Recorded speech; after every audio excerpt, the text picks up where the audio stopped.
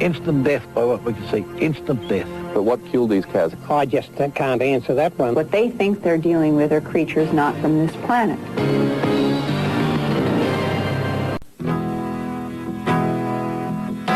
In the north of New South Wales is cattle country. Here, life resonates to the seasons, and a farmer's biggest worry is fluctuating prices. But there are some who tell of a terror which has haunted the land for decades. Greg, this is the area where we found most of the cows dead. It was in an area around the side of the hill. How many cows here, all up? Be 10 or a dozen in total just here. Barry Patch, he manages dairy farms near the town of Casino, and he remembers like it was yesterday, a 2-year period in the late 70s when he'd find his cows randomly and mysteriously slaughtered and mutilated.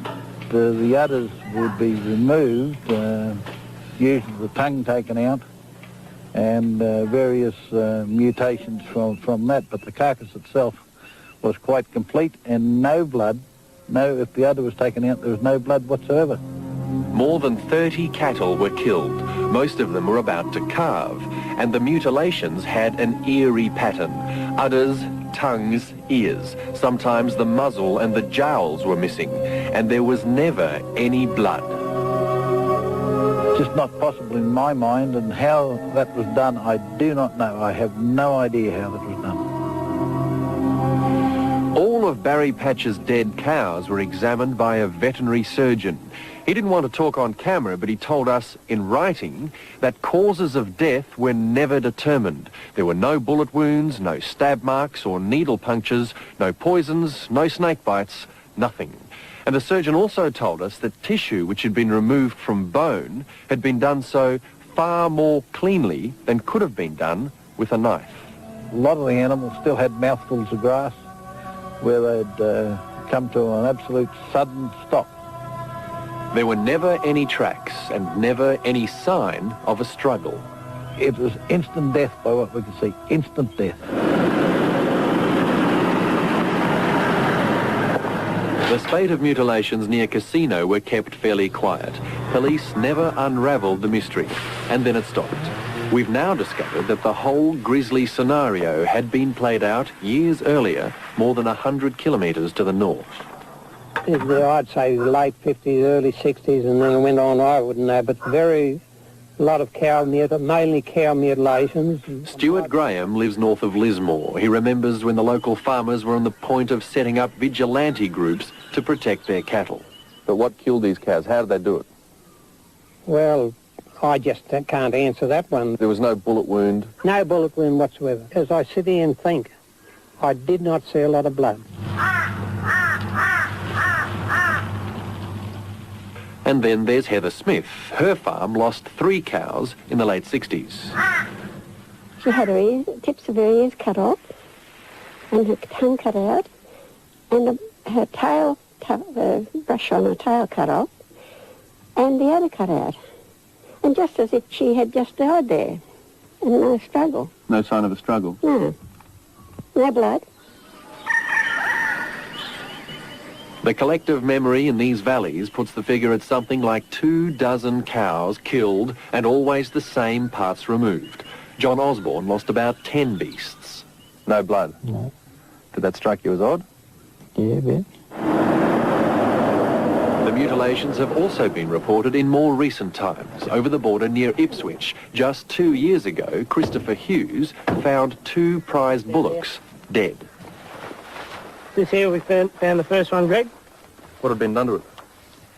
It had its muzzle cut out, one ear taken right off, the tongue cut out, and the hindquarters gutted out on the inside. Who or what is killing the cattle, and over the last 40 years, and why? Well, farmers and vets rule out wild animals, and here's where, depending on how you look at it, the story gets even more bizarre. That's because cattle mutilations have occurred across the globe over decades in places like Canada, Puerto Rico, Central and South America, the Canary Islands, Europe, and all over the United States. And what's happened overseas appear to be carbon copies of the mutilations here in Australia.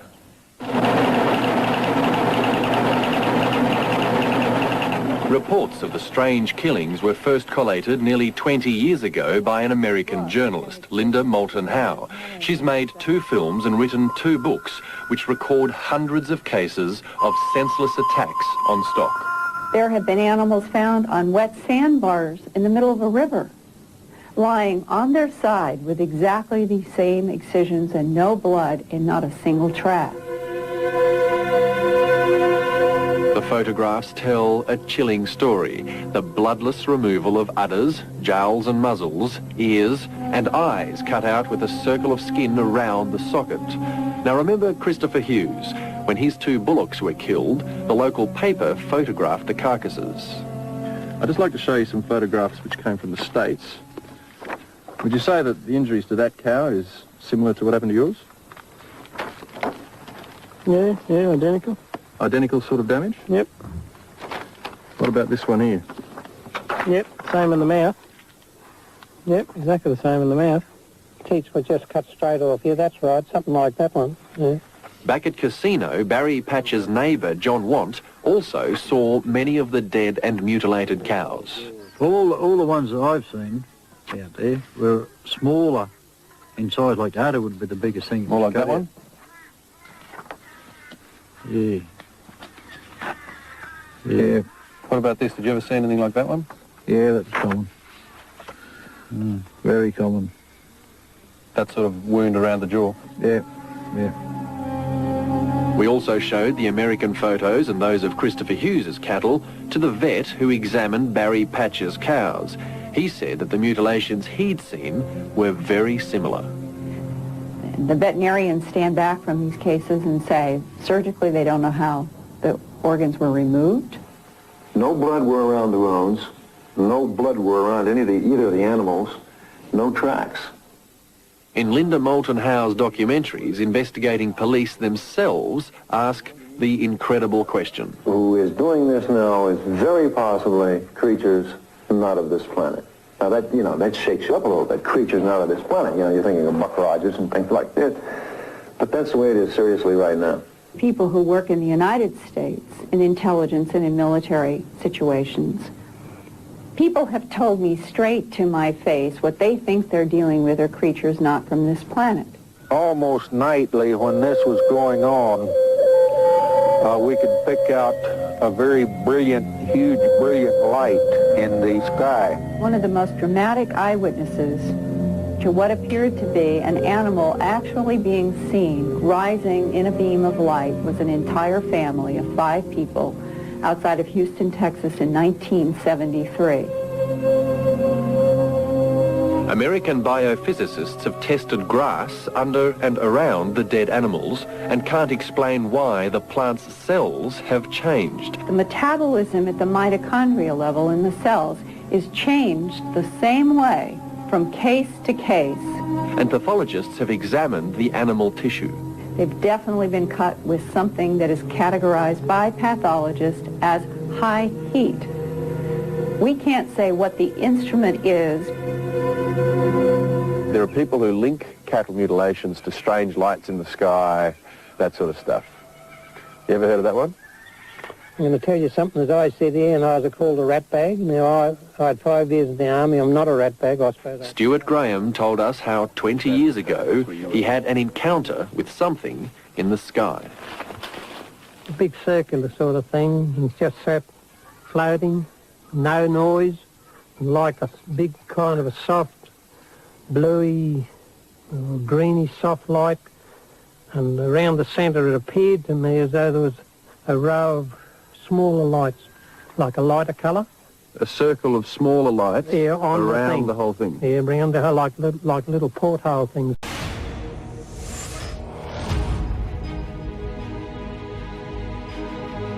We've been living on the land for all our life. Never ever run into something like this before. The area it is, where it is, it's not even where people can access easily. Mick and Judy Cook run a 14,000-hectare cattle station in an isolated pocket of North Queensland. There's only one road in and one road out. 2 years ago, Mick was out on a remote part of the property when he noticed something very strange. Early one morning I was down the, what we call the river country, and there was a cow there dead. And as I'm driving past her, I seen her udder had been surgically removed. There was no blood or anything, but very neatly removed. Took a few photos to show my wife more than anything. She also had a part of a jowl removed and one ear. Basically, where it's been cut, there's no blood on the hide, no blood on anything, and I don't know anybody that's been able to remove a cow's udder without blood everywhere. And not only that, there's no struggle where the cow died. There's nothing, it's just neatly put down there and no struggle marks, no blood, nothing. Since then, they say 15 of their cattle have died in similar ways. The most recent was 8 months ago. Who's responsible? Very good question. It's alien to us.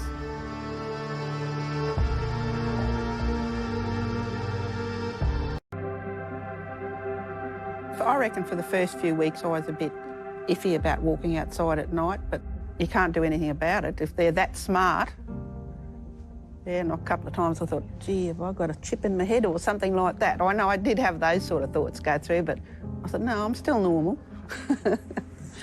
Hope.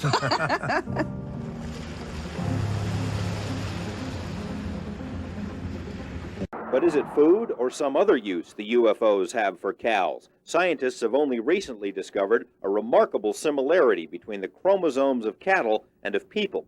The possibility of some genetic experiment associated with this strange harvest is enough to make one shudder. Is it used in part of the breeding program? Abductees talk about being taken into rooms where these hybrids are in jars. I've written about this. And they see these hybrids in all different forms of gestation. Is the blood, because bovine blood is very similar to human blood, is this part and parcel of the abduction phenomena? Does it all link together? The short answer to that, in my opinion, is yes. It does all link together. But it's so beyond the pale that certainly most Christians don't want to get into this. But we hear from 2 Thessalonians that the fallen one, Satan, Lucifer, comes with all signs and lying wonders. In other words, when he finally manifests on this planet, all the stops are pulled out. He's not messing around. He knows his time is short. And it will be, and this is why I think all this is leading up. It's accelerating. It's moving towards this flashpoint. Now, these cattle mutilations you're talking about have happened pretty much as top secret events for the last 40, 50 years. That is to say, nobody has ever witnessed a mutilation happening until recently. Right.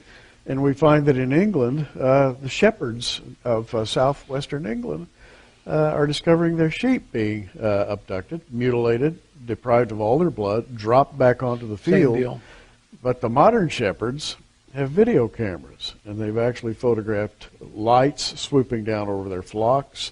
They've photographed a sheep actually being lifted up, I understand. Mm-hmm. So they're beginning to make themselves known in a way they have not before. So we know that in the ritual sacrifices of the Jews, the Lord demanded the blood of the lamb. Mm-hmm. And we know that in some way, as you pointed out earlier, the blood has a particular life force that I don't think we as humans fully understand. Mm-hmm. These aliens, and we don't believe in space aliens, by the way. We believe they're exactly the same characters who used to show up in the Old Testament mm-hmm. times under names like Baal and Molech and others. We believe that these aliens then are harvesting blood for their own purposes in almost a ritual way. Absolutely, it's ritualistic, and that's why I drew the parallel a few minutes ago to satanic ritual abuse. To me, they dovetail, they overlap. The phenomena has so many points of congruence. I think it's alarming.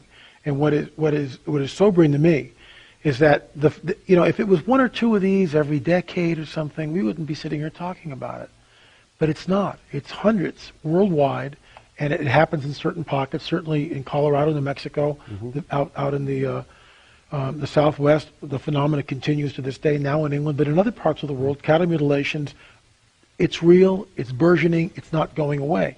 And what the purpose of what's great about this kind of a show is we're sending out a message to people who are watching this, listening to it, and understanding that the enemy is hard at work, and he's got a plan, and he's exercising that plan. And the supernatural is manifesting in today's world in real time. And we need to wake up and understand what's confronting us. And that's what's great about the discussion that we're having here today. Yeah, and you know, talking about it sounds like somebody may have struck a deal. As I'm listening to Lynn, who is far more of an expert on this, and you are too, on the cattle mutilations, than I am, and also perhaps could bring up the subject of human mutilations, which have also been found with the same kind of laser-like removal of a particular kind of body parts. Maybe we can talk about that. Mephistophelian bargain, is that what we're talking about? Because that's exactly part of the record of what the Watchers did the first time. They made a deal. We will trade technology. We will trade secrets from heaven. In exchange, you give us the use of your women and your animals and blood and whatever. And then back to your question, has our government struck some kind of a deal? Did they do it because maybe they felt they were in a position where they had to? That this power is so much more capable of wiping us out unless, and yet here's the interesting thing. There seems to be, if you agree with the idea that there is a Mephistophelian bargain, then what you're saying is human free will is still operating. That these spiritual forces can only go so far, no further, unless we give them permission.